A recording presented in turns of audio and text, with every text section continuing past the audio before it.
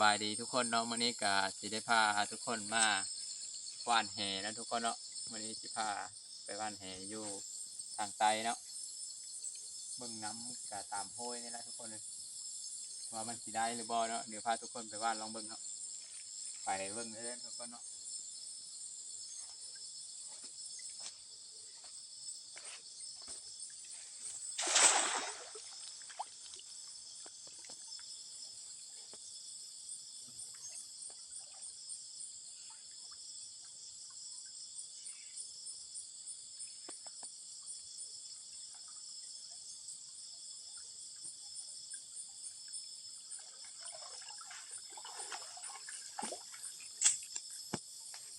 เดี๋ยวจะไปต่อทุกคนเลย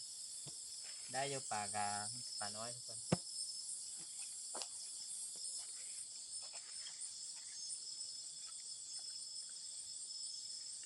ถ่ายป่าให้เนี่ยเห็นปะ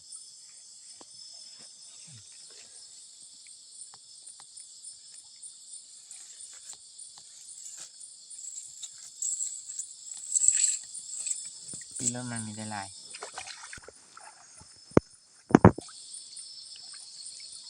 ได้ปะเอาเลยทุกคน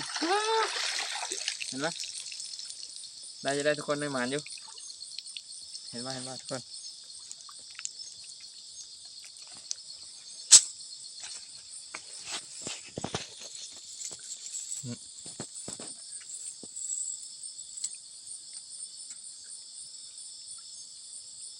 ปลาขมนแน่ปลาสะแงงหรือว่าปลากดเนาะทุกคนเนาะ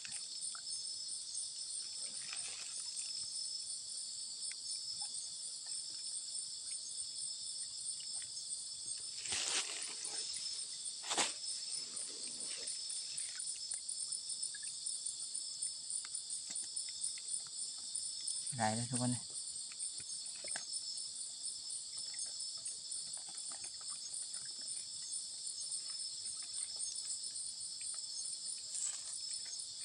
ตัวที่สองนะทุกคนตัวใหญ่ๆนี่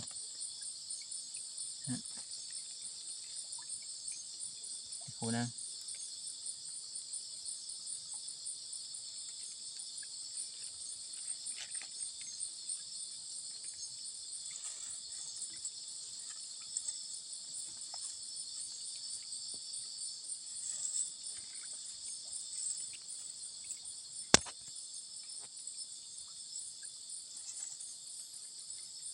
นี่กับปล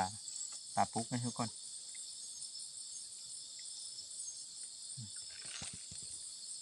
บ้า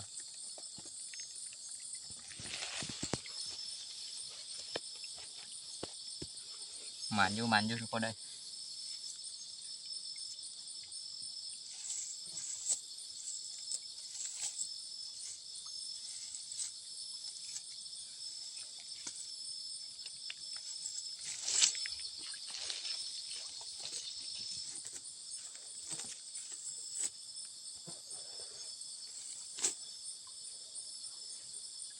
ในบ้านครับไหนก็ได้เ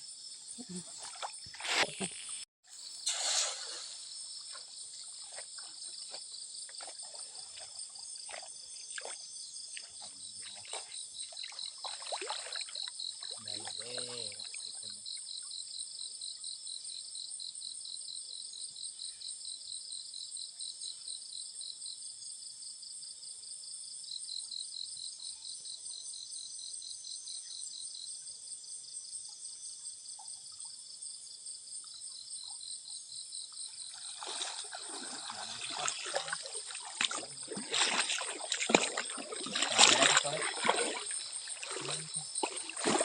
ตัวนี้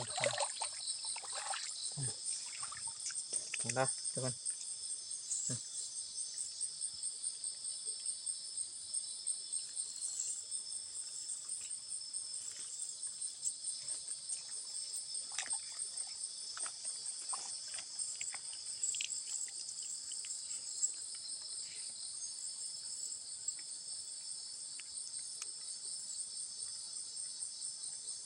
ปรากฏทุกคนเลย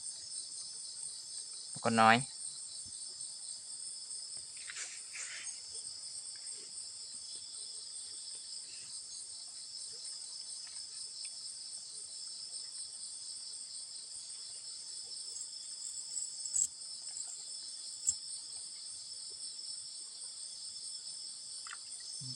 ไปซะแล้ว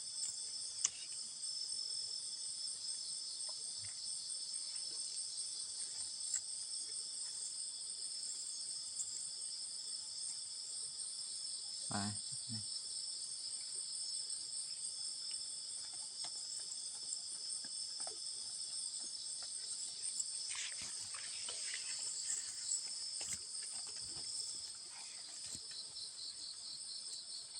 ไป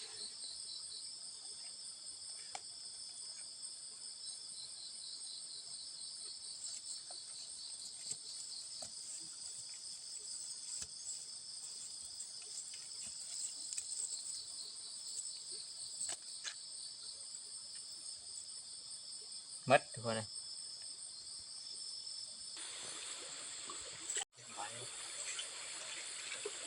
นี่ได้จ้ะ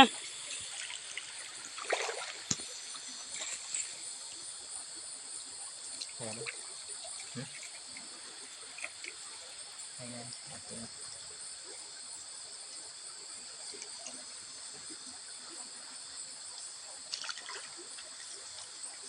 ก็ได้หลายได้ทุกคนนะปลาลูกกดครับผมเห็นปะ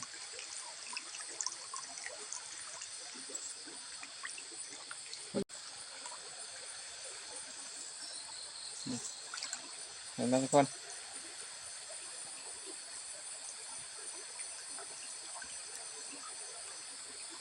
เห็นปะนี่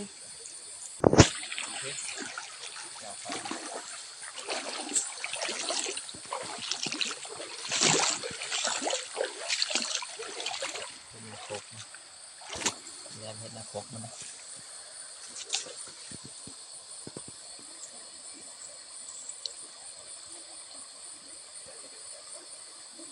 เห็ดนะ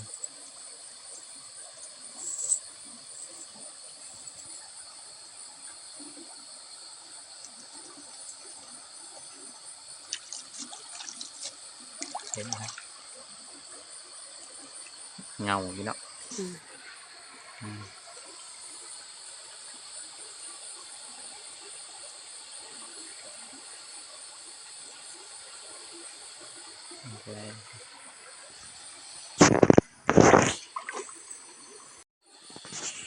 นี่ก็ได้ป่า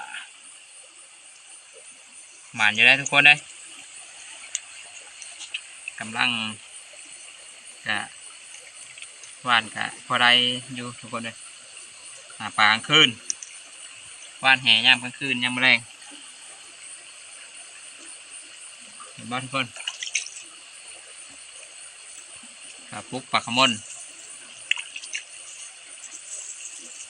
เป็นหลายอยู่เลย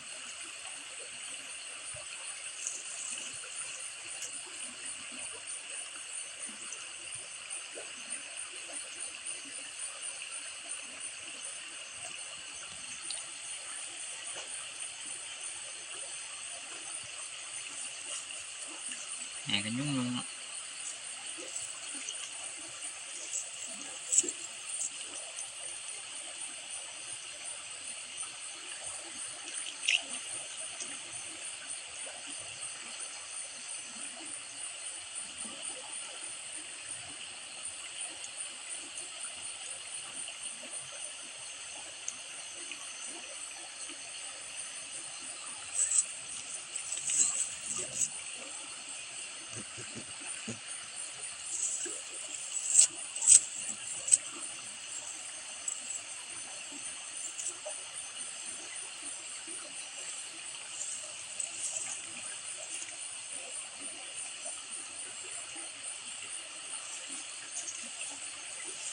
มันอยู่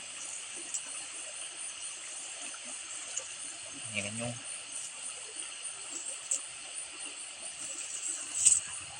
ตามมาเลยทุกคนเลย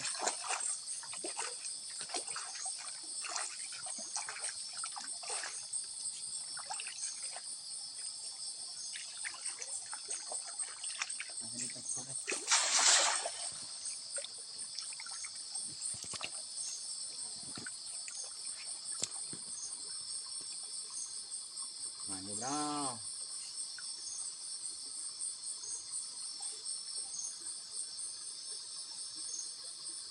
คนละ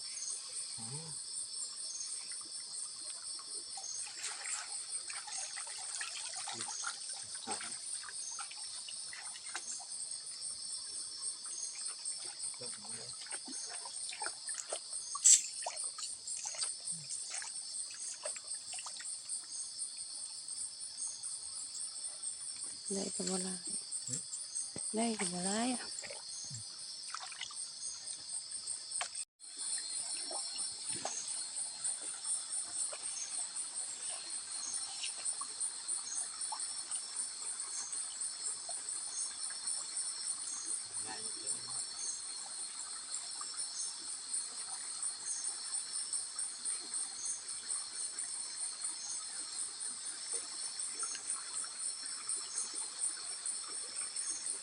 ให้เป็นอะไรนะ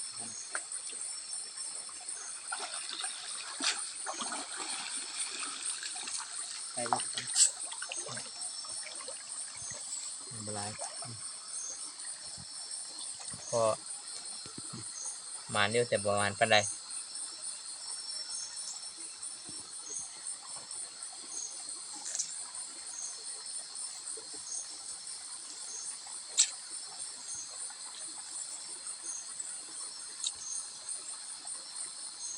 ไปแล้ว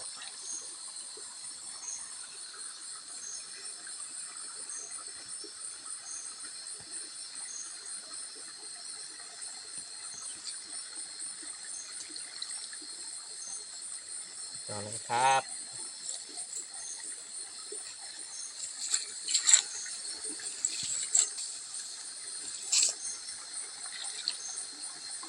แต่ปลาน้อยนะ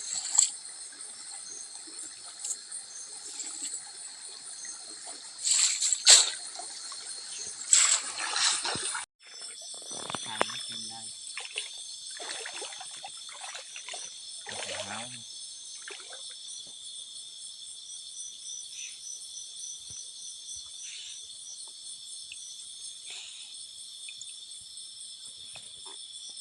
ที่มานี่มันละมาเบิ่งเดี๋ยวได้ทุกคนเด้อ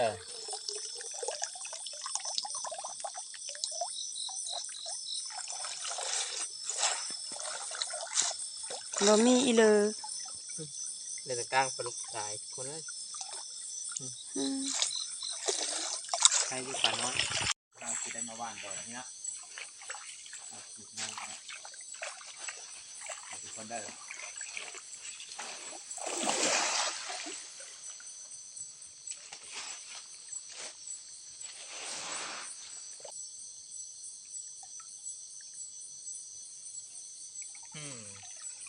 ได้หรือเปล่า ได้หลายขนาด ปากได้เยอะแต่ใบไม้มันหลายโพดมันจะปามนเลยรอดเนาะ ประมาณ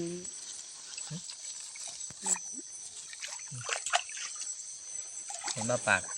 ทุกคนนี่แต่ปลาขมอน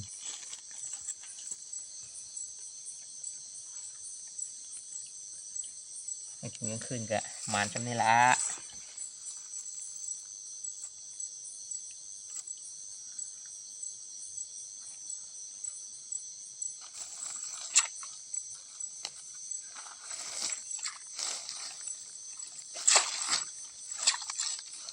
ได้อยืดกัน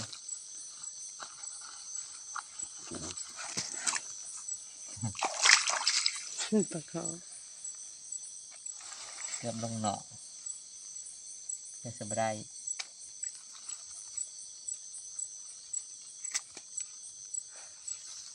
อยืดบลายก็ได้ตื่มเดียว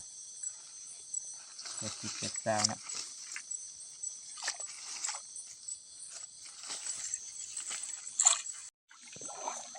นี่จะปลาหาซาลานอยู่เห็นปะหลายอยู่ได้ทุกคนปลาทั้งนั้นเลยปลาอีลีกับปลาตองปลาขาวมนแต่มันเป็นปลาใหญ่เนาะมันก็เป็นปลาน้อย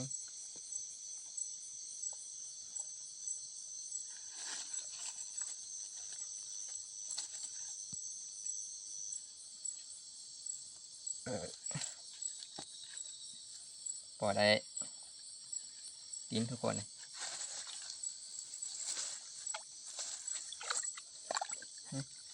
ปล่อยแบบนี้นะ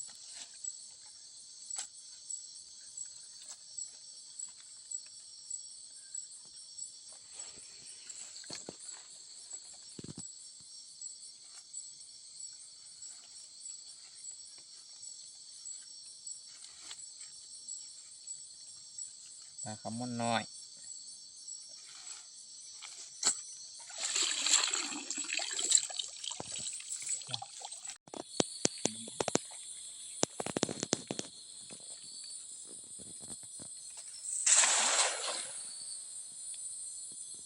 ลาบนี้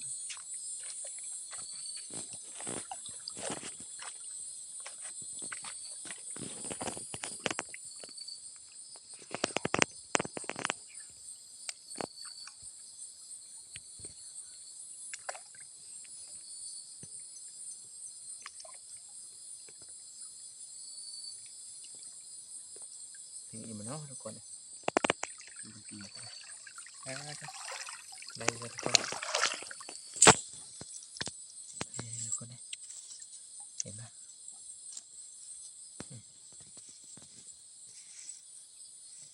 ได้หลายตัวทุกคนหมานอยู่ตัวใหญ่เนาะ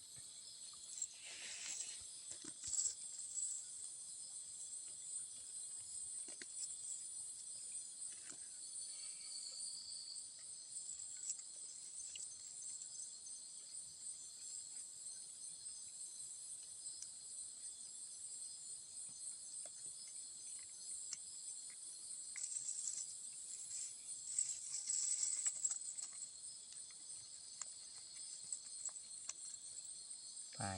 าปลากระบอก ไปจีข้าว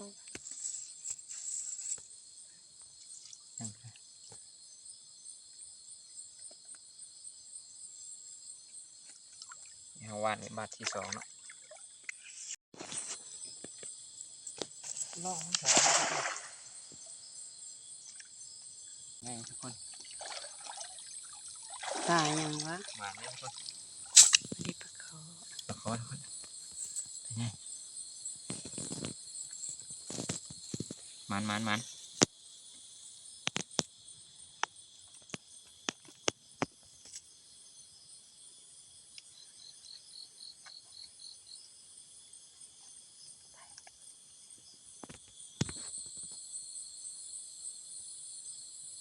นเด้อหายมาหุบ วันนี้เราก็จะได้เททุกคนเบิ่งเนาะพอดีเอามาตรการแล้ว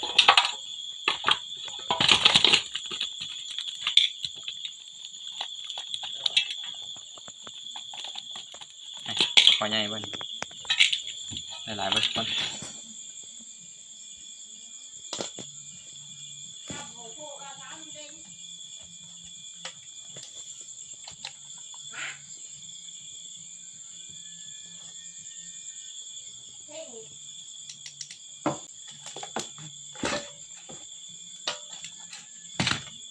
ครับ